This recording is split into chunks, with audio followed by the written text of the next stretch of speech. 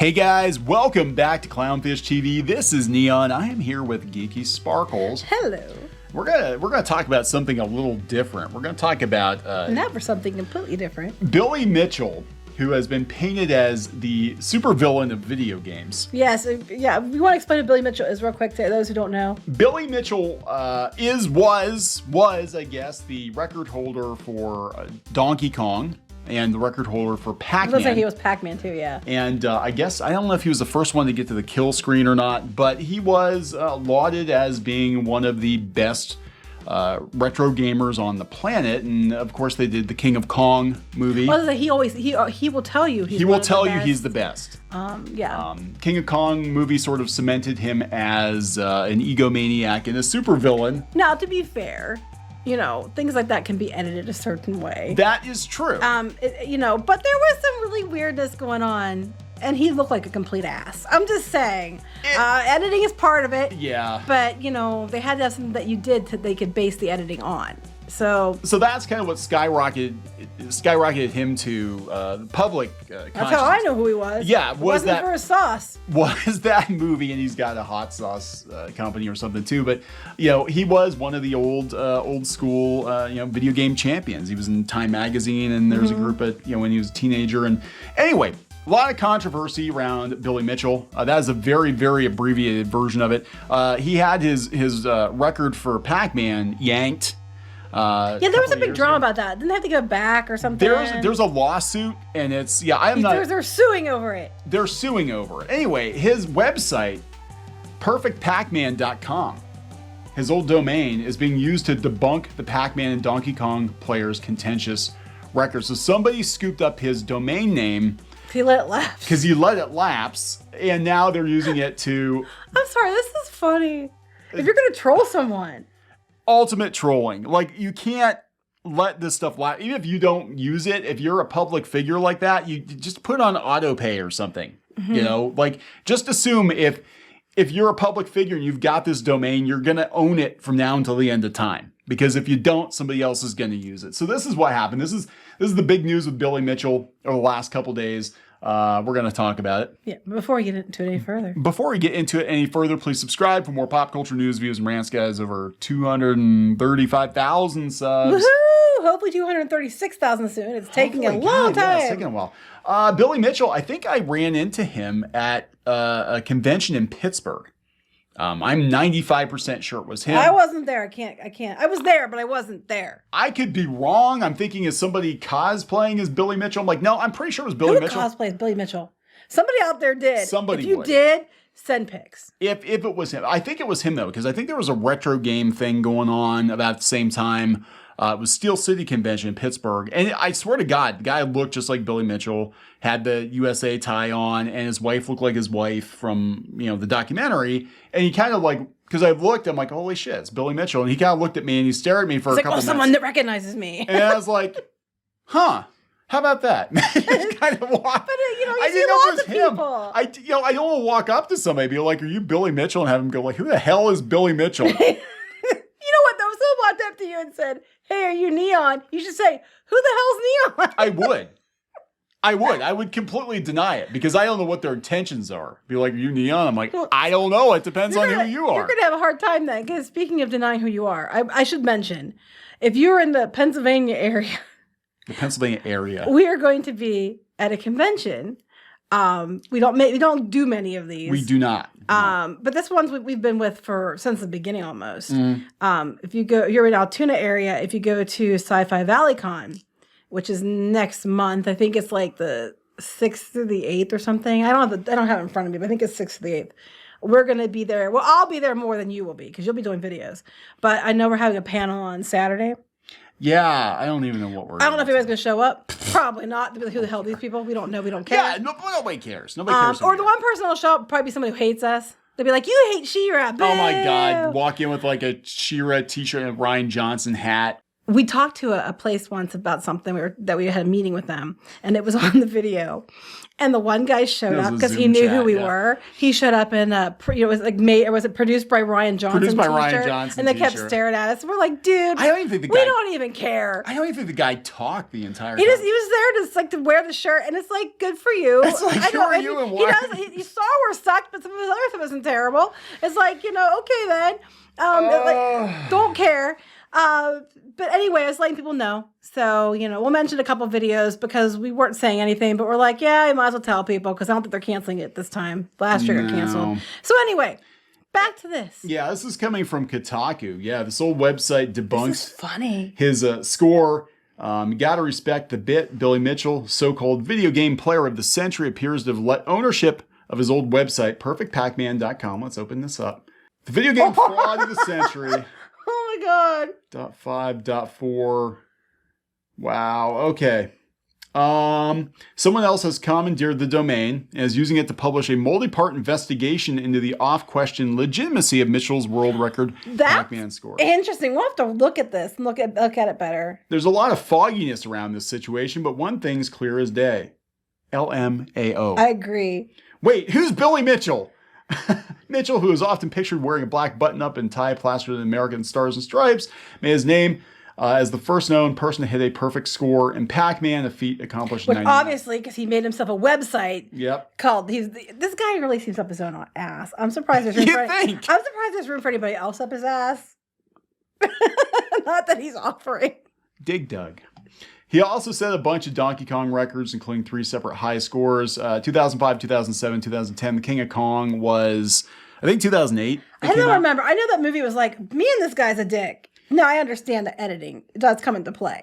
But they even had him on camera, like, deliberately, like, the other guy, like, looking at him, side-eyeing him, and walking by him, and ignoring him, and wouldn't even, like, say hello. Yeah, because if you haven't seen the movie, The King of Kong, you have Go see to it. watch it. I mean, it's very dated now because neither one of those guys have the high score anymore, and I think everybody started to compete for the Donkey Kong score just to shut them both up.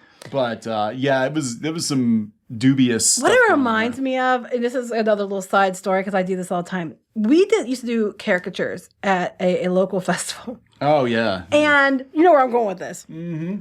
And we were there for years, and it was a small show. So there was pretty much a lot of times that they tried to keep one person that did different things so they didn't overlap.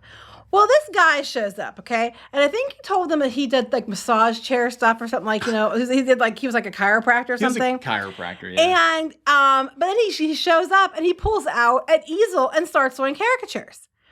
Look, okay, whatever, no problem. We don't mind some competition. We kicked his ass. It was all good. So but it got so bad to the place that he wouldn't talk to us. Like we would have said hi to him, we would have shaken his hand, we would talk to him, we would have been friendly because we actually don't act like assholes, contrary to what Twitter thinks. And he wouldn't even make eye contact with us. He wouldn't talk to us. But he kept walking by us with his nose up in the air. And then he sent this girl over to her table. Now, we were using nice thick boards, and he was using like this cheap-ass paper. It's like newsprint. And it was like rolled up, and he was sending her to come in front of our table, open up in front of everybody and say, well, look how good he is down there. I mean, that's what it reminds me of, is this guy. We kicked his ass anyway. He did some other stuff down the road, which isn't relevant here. But he kept doing this kind of stuff, but he would never speak to us. He just kept side-eyeing us. And that's what he would do in this King of Kong. The other guy was more than willing to talk to him. He said, are we going to talk now? He would go to the gaming place and be like, can I just talk to him? Yeah. The Twin Galaxies. And then he doesn't want to talk to you. And he wouldn't even speak to the dude. Ah, God, he did not present well. And he kept saying that they wanted him to play against each other, and he wouldn't do it live. No, he would not play against him. Like, what was he afraid of? And then the video he turned in and said that he beat his score again. And there were some questions. Yeah. Because there was no one there to officiate, apparently, if I remember right. And it was on the tape that there was like some weird glitches on there that you couldn't actually, because the other guy had to have him check out his machine. He had to do it in front of people. There was all these guidelines he had to do. And then Billy Mitchell just sent a tape in, and that was good enough. Yeah. So anyway, long story. Anyway, that was, Anyway. He's like, you're like, shut up. You go ahead and talk. I won't talk anymore. No, it's okay. I like your stories. But yeah, evidence emerged. Evidence emerged that Mitchell used a popular software-based emulator, MAME, Yes. Okay. to achieve at least some of his scores. Now, the thing is with MAME is it's very, very close emulation, but it's not exact. And so, it's not like you're playing on the actual board. So it's kind of it's easier to fudge. Well, you can save states, you can put cheat codes in, you can do there. It can be fudged. It can be fudged. The other guy, they had to come inspect his machine when he wasn't home. Like they went in, wanted to inspect it when his wife was there to make sure he wasn't cheating. Yeah. But then Billy Mitchell just sends in a tape, and it's yeah. So yeah, he wasn't playing on the authentic arcade hardware. But the other person had to. Which the deal with Twin Galaxies, as I understand it, unless otherwise, I think they have rules. You have to specify like I'm using an emulator or I'm actually using the real deal. Now it is getting increasingly harder to get the real arcade equipment, obviously, because it's stuff's aging. And it's breaking, and that's why MAME exists to archive all that stuff. Well, I guess because this came out, and I remember I think we did a video on it. When this came out, the Guinness World Records and Twin Galaxies both took his titles away. Yep. Because it was really compelling, and I believe we did a video on it. Yeah, then Guinness reinstated his records. And Billy Mitchell told Ars Technica that was in the works 6 months prior, but was held up due to legal talks. Twin Galaxies has not reinstated his records. Which is funny because they were up his ass so far. Oh yeah, they were. He was, they were wearing him as a hat because he was just like.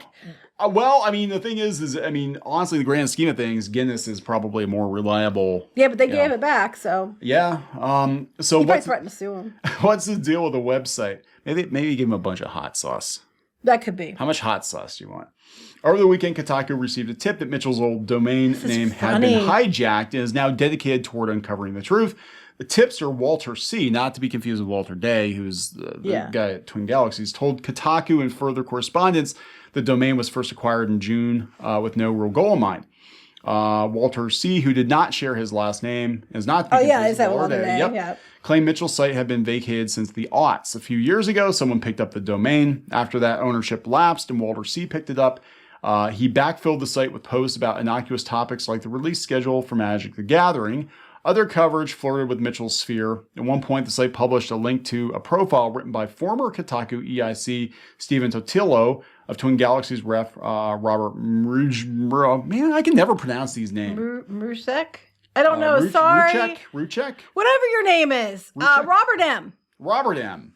Somebody just got on me. They're Bobby like, M. Somebody just got on me in the comments. They're like, why don't you just take the time to go look up how to pronounce people's names? I do. He does sometimes. I do. We don't always have time for that. But then beyond that, even when I pronounce them correctly, somebody else is mad and says you're pronouncing it incorrectly. They're saying I'm pronouncing it incorrectly when I literally go look up, and I even a lot of times like celebrities, I will try to see how they pronounce their own name, and somebody like, that's not how you do it. So I'm like, fine. It's true. Screw it all. I don't care. These videos burn out after a day or two anyway.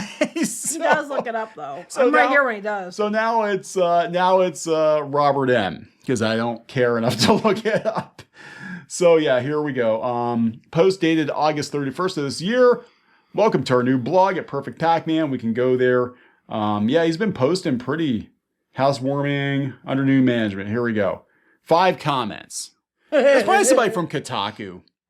I don't know. It's funny. Work is for people who can't play video games. Billy Mitchell. Anyway, so this whole thing has been just, I mean, massive drama. I have to go surf this page because they may say that anymore. I'll have to go check out this page because this is funny. Yeah, so 1.2 million. Yeah, it's the record was, I believe, it's been a long time since I've seen the King of Kong, but I think it was like the 800,000 range was what the record was, and then they blew past that. Mm-hmm. They kept like one-upping each other. Yeah. And then now there's like totally new people that have come in. I think one guy was like a dentist or something because they watched the movie and they're like, oh, I can do better. Yeah. Like, very well. I could do better. So at the end of the day, they're getting their asses kicked either way. Yeah. Now, here's the thing, though. One thing I do credit this whole debacle with is sort of putting competitive retro gaming back on the map. there was a renewed interest in, high scores for old video games after the King of Kong came out. That's true. People didn't realize they're still keeping records at places like Twin Galaxies. And they keep records for everything. I mean, if it's, console games or whatever it is. But yeah, it was like, oh, wow, wait, there's records? You can do this? You can do this? You can get a record for this? You too can own a hot sauce company if you play a good game of Pac-Man. So I mean, there are a lot of personal axes to grind, a lot of drama.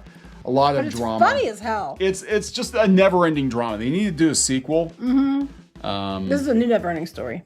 Yeah. Now, speaking of funny, just a reminder that regular show parodied Billy Mitchell as a giant head, just a head. Garrett Bobby Ferguson. I think he tried to sue them or something. I think he did. I could be wrong, but that sounds familiar. Yeah. So Anyway, if you want a good laugh, or if you want to dive into the conspiracy that is Billy Mitchell, you can go to the perfectpacman.com. Perfectpacman.com. That's like a tongue twister.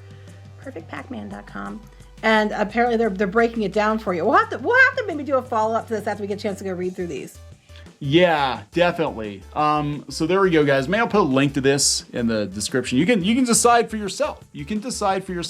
I honestly haven't been down the Billy Mitchell rabbit hole. Yeah, don't go down Billy Mitchell's hole. We don't want to go down the Billy Mitchell hole. Pac-Man warp tunnel in a while. So there's a lot of developments. It never ends. A lot of things develop in Billy's hole. Yeah, we're gonna wrap it up. Yep. Please subscribe for more pop culture news, views, and rants, guys. Talk to you later. Bye.